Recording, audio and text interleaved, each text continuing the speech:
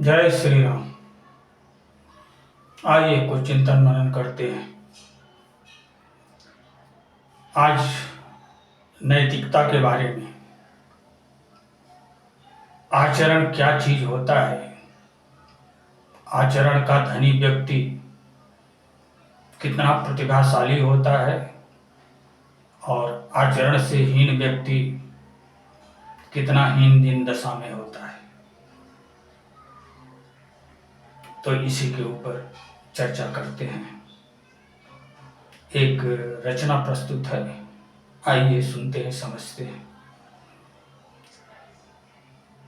मानवता की सच्ची थाती सद आचरण निहित है। मानवता की सच्ची थाती सद आचरण निहित है। जाने खुद को सच्चे योगी यह जग बात विदित है। मानवता की सच्ची थाती सद आचरण निहित है। सद आचरण निहित है। दिव्य आचरण वो थाती जो नर नारायण कर देती। दिव्य आचरण वो थाती जो नर नारायण कर देती। और न जिसके पास ये थाती सब कुछ ही हर लेती।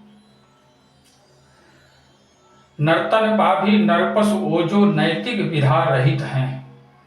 नर्तन पा भी नरपस वो जो नैतिक विधा रहित हैं। मानवता की सच्ची थाती सद आचरण निहित है। सद आचरण निहित है। पुरुषार्थ का द्वार खुला है कोई भी आ सकता। पुरुषार्थ का द्वार खुला है कोई भी आ सकता। आशावादी सद्विचार में जो कोई रुचि रखता। देखे खुद को कर पुरुषार्थ जालग संत चकित है। देखे खुद को कर पुरुषार्थ जालक संत चकित है। मानवता की सच्ची थाती सद आचरण निहित है। सद आचरण निहित है। मानवता की परम ऊंचाई पर रखा वह हीरा। मानवता की परम ऊंचाई पर रखा वह हीरा। जो पाया श्रीपन श्रीमंत बना वह नर्तन धन्य शरीरा। नर नारायण वही धरा जो मगन ध्यान सतचित है। नर नारायण वही धरा जो मगन ध्यान सतचित है। मानवता की सच्ची थाती सद आचरण निहित है। सद आचरण निहित है। भूप हिंद का सोईपन सुस्थिर। भूप हिंद का सोईपन सुस्थिर क्या कोई टकराएगा। जो भी टकराएगा वह खुद मिट्टी में मिल जाएगा। उसे भला वो क्या समझेंगे जो खुद खुद ही भ्रमित हैं। उसे भला वो क्या समझेंगे जो खुद खुद ही भ्रमित हैं। मानवता की सच्ची थाती सद आचरण निहित है। सद आचरण निहित है। का पुरुषों बिन अधः गर्त और सत्पुरुषों बिन ऊर्ध्व लोक। का पुरुषों बिन अधः गर्त और सत्पुरुषों बिन ऊर्ध्व लोक। खुद को जीते जी जो जाना वह ही तो जग रहित शोक। वह ही तो जग रहित शोक। शंभु वही सच्चा योद्धा जो थिर वैराग्य सहित है। मानवता की सच्ची थाती सद आचरण निहित है। सद आचरण निहित है। जाने खुद को सच्चे योगी यह जग बात विदित है। यह जग बात विदित है। तो ये रचना क्या कुछ कह रही है हमसे और आपसे। मानवता की सच्ची थाती आचरण है। सद आचरण जिसके पास है वही धनवान है।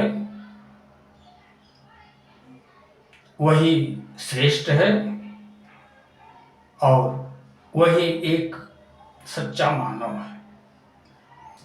लेकिन जिसके पास आचरण की थाती नहीं है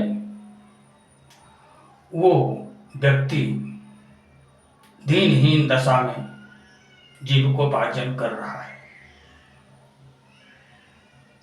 आचरण आचरण एक दिव्य थाती होती है, जो थाती स्वयं के सत्कर्मों द्वारा अर्जित की जाती है, माता पिता के संस्कारों द्वारा कर्तव्य पारायण बनकर प्राप्त की जाती है, और जिस आचरण की थाती के अनुरूप व्यक्ति का इस संसार में जीवन होता है, प्रतिभा होती है, महिमा होती है और उसका जीवन होता है। तो रचना यही बात समझा रही है कि मानवता की सच्ची थाती सद आचरण निहित है, जाने खुद को सच्चे योगी यह जग बात विदित है। और ये मानवता की थाती जो सद आचरण है, उसकी पूर्णता कहां होती है? उसकी पूर्णता स्वयं को जान करके पूर्ण होती है। सद आचरण जो होता है वो मानव को मानवता के मार्ग पर अग्रसर करता है, और मानव उस मार्ग पर चलते चलते जब अपनी पराकाष्ठा पर पहुंचता है तब उसे स्वयं का ज्ञान भान होता है, तब उसका जीवन पूर्ण बनता है, और तब वो जो है वहीं से उसका मनुष्य जीवन प्रारंभ होता है। इस संसार में आकर के जो मनुष्य बन लिए हैं, मनुष्य जीवन प्रारंभ कर दिए हैं, वास्तव में वही लोग धन्य हैं जो मनुष्यता की ऊंचाई तक नहीं उठ पाए हैं, सद आचरण को संचित करके अपनी मानवता को उन्नतशील नहीं बनाए हैं। उनका आना इस संसार में सार्थक नहीं हो सका है। यही वास्तविक सत्य है। दिव्य आचरण ओ थाती जो नर नारायण कर देती। ये थाती इतनी प्रभावशाली होती है कि ये नर को नारायण बना देती है, जीव से शिवपन का एहसास करा देती है। इस थाती का प्रभाव इतना प्रखर है, इतना प्रबल है, इतना महान है और इतना दिव्य है। और न जिनके पास ये थाती सब कुछ ही हर लेती, और जिस व्यक्ति के पास ये थाती नहीं होती है उसका अंत समय में सब कुछ छिन जाता है, उसके पास कुछ भी नहीं रहता है। वो इस संसार से एक निर्धन भिखारी बनकर के जाता है। यही वास्तविकता है। नर्तन पाभी नरपशु वो जो नैतिक विधा रहित है। मनुष्य का जीवन पाए तो हैं, लेकिन पशु प्रवृत्ति को धारण करके जीविकोपार्जन कर रहे हैं। वो जिसके पास नैतिकता की विधा नहीं है, नैतिकता की विधा नहीं है, सद आचरण की पूंजी नहीं है, मानवता के प्रति लगाव नहीं है, प्रेम नहीं है, ऐसे लोग इस संसार से कंचन कीर्ति कामनी के द्वारा लूट लिए जाते हैं और निर्धन होकर के इस संसार से जाते हैं। पुरुषार्थ का द्वार खुला है, कोई भी आ सकता। पुरुषार्थ का द्वार निसंदेह खुला हुआ है। कोई भी व्यक्ति पुरुषार्थ करके इस साथ आचरण की कमाई कर सकता है, कोई प्रतिबंध नहीं है। हमारे संत रविदास जी एक नीचे श्रेणी में जन्म पाए, लेकिन वो अपने सत आचरण को इस तरह सजोए कि वो इस संसार में पूज्य बन गए, स्वयं के सद आचरण से श्रेष्ठ बन गए, स्वयं के सद आचरण से महान बन गए। तो ये द्वार खुला हुआ है, कोई भी इस थाती को प्राप्त करने के लिए प्रयत्न कर सकता है। ऐसा नहीं है कि ये थाती किसी विशेष लोगों के लिए सुरक्षित है, ऐसी बात नहीं है। हम नीचे से नीचे जन्म पाकर के भी सद आचरण की थाती को एकत्रित करके अपने अंदर दिव्यता को ला सकते हैं, मानवता के उच्च शिखर पर पहुंच सकते हैं, अपने जीवन को पूर्ण बना सकते हैं।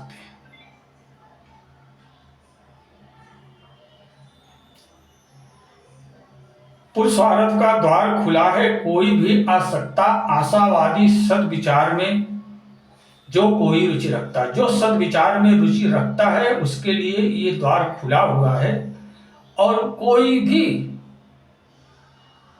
अपने नैतिक सद आचरण से वो कमाई करके महान बन सकता है। देखे खुद को कर पुरुषार्थ जालक संत चकित है। वो पुरुषार्थ करके सद आचरण की थाती इकट्ठा करके मानवता के मार्ग पर अग्रसर हो करके स्वयं को देख सकता है, स्वयं को जान सकता है और एक संतत्व को प्राप्त कर सकता है, जिसे देख करके, जिस आत्म तत्व को देख करके संत भी आश्चर्यचकित हो जाते हैं, मंत्र मुग्ध हो जाते हैं। उस आत्म साक्षात्कार की ऊंचाई तक कोई भी उठ सकता है। इस पद का यही कहना है।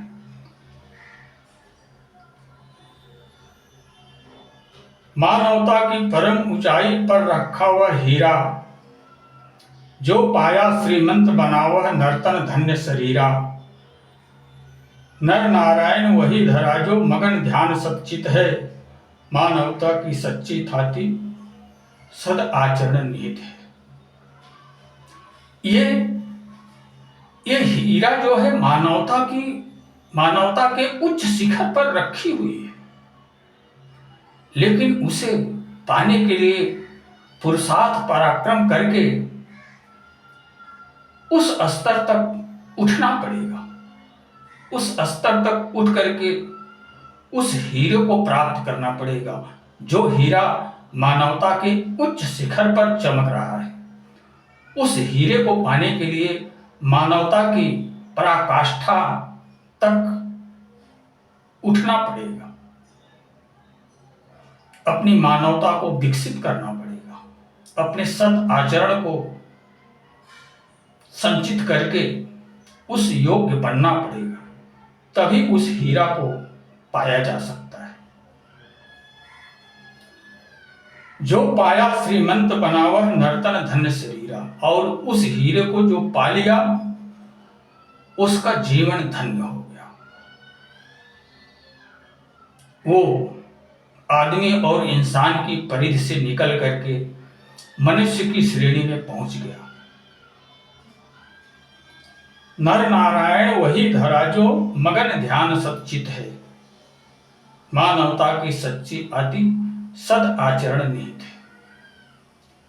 वो व्यक्ति नर से नारायण बन गया, जीवपन से शिवपन को प्राप्त कर लिया, और उस आत्म तत्व को देख करके उसी के ध्यान में प्रतिपल खोया रहता है, उसी के रस में, उसी के आनंद में, उसी की शांति में, उसी के सुख में खोया रहता है।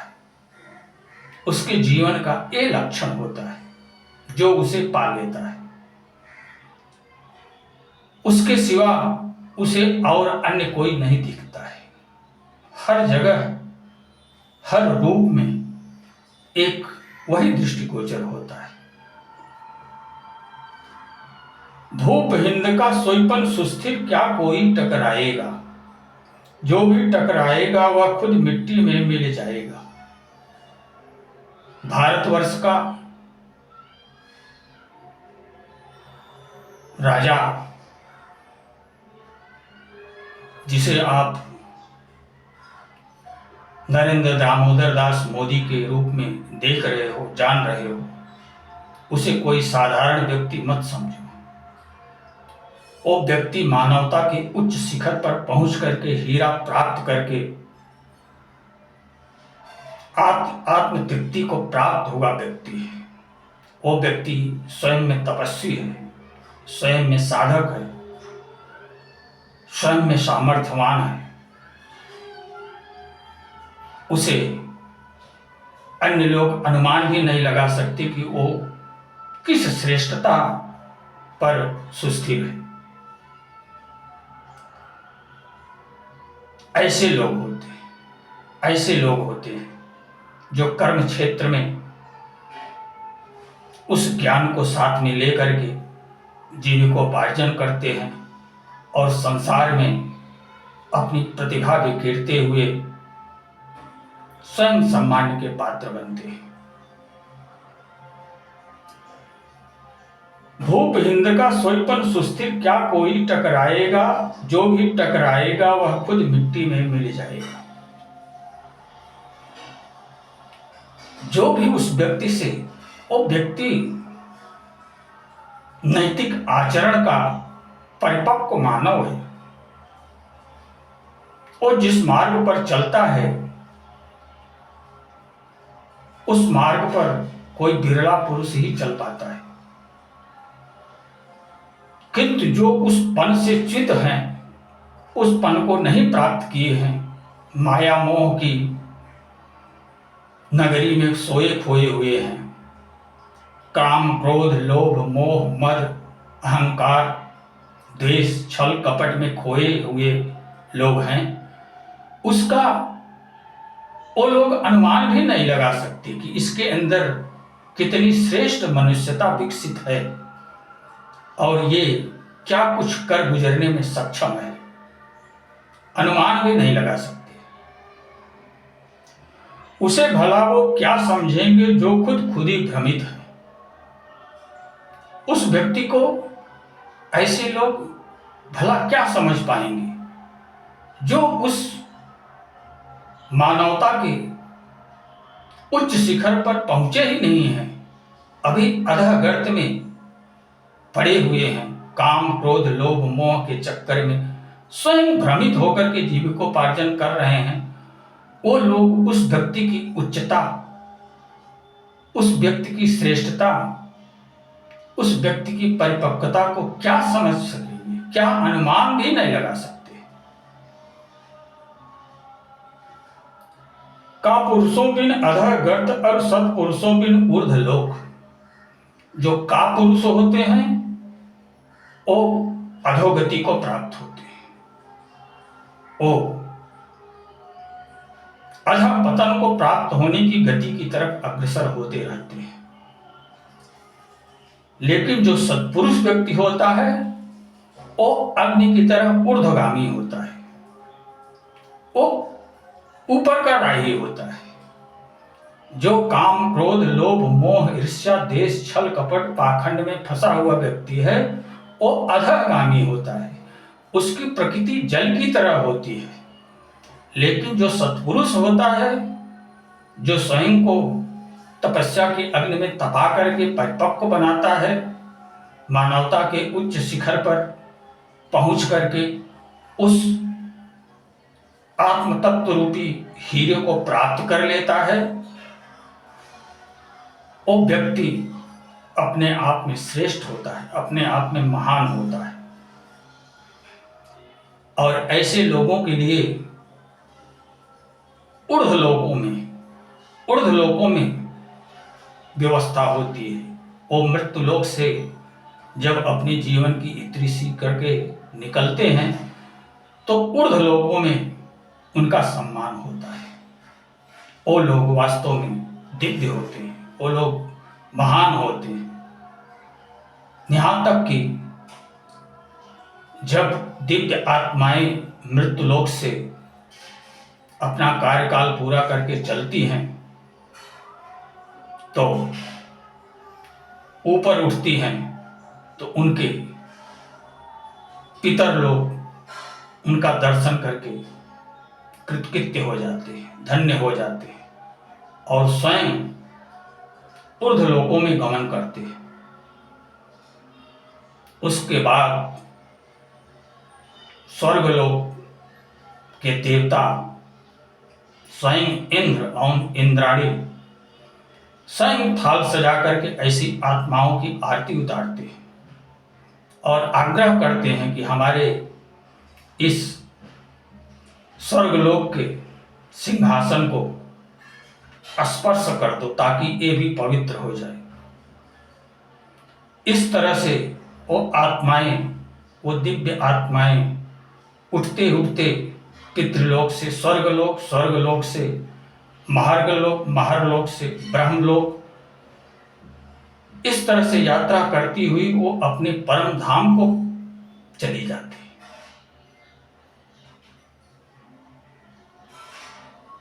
और जो इस सत आचरण की थाती से रहित जीवात्माएं होती हैं, वो जल की तरह लुढ़कते लुढ़कते अधः रसातल तक पहुंच जाती हैं और वहां से फिर उनका जीवन कृमि से प्रारंभ होकर के मानव तक पहुंचने में करोड़ों वर्ष का समय लग जाता है। तो ये है इस मानव जीवन का रहस्य। इस मानव जीवन के रहस्य को जो जानता है, जो समझता है, वो एक सज्जन का जीवन व्यतीत करता है, एक मानवता की राह पर चलने वाला पथिक बनता है और अपने आप में सद आचरण की थाती को एकत्रित करते हुए जीविकोपार्जन करता है। खुद को जीते जी जो जाना वही तो जग, खुद को जीते जी जो जाना वही तो जग, रहित शोक शंभु वही सच्चा योद्धा जो फिर वैराग्य सहित है। ऐसा ही व्यक्ति अपने वैराग्य में सुस्थिर होकर के अपने लक्ष्य को प्राप्त कर लिया करता है। इस लक्ष्य को प्राप्त करना कापुरुषों के बस की बात नहीं है। इस लक्ष्य को सत्पुरुष ही प्राप्त किया करते हैं। तो यही इस रचना का कहना है। आप लोगों का भी जीवन इस संसार में है। आप लोग भी इस तरह से अपने जीवन को उन्नतशील बना करके परम सुख शांति आनंद को प्राप्त कर सकते हैं। ये सब बातें आप पर भी लागू होती हैं। तो आप इस भौतिक जगत में जीविकोपार्जन करते हुए एक सच्चे व्यक्ति बनो, एक सज्जन व्यक्ति बनो, सद आचरण से युक्त व्यक्ति बनो। आपका जीवन उज्जवल होगा और आप अपनी पूर्णता को पा करके धन्य बन सकोगे। तो इसी के साथ अब मैं अपनी वाणी को विराम देना चाहूंगा। आप लोग स्वयं प्रबुद्ध हो, चिंतन करो, विचार करो आपको क्या कुछ करना है। जय श्री राम।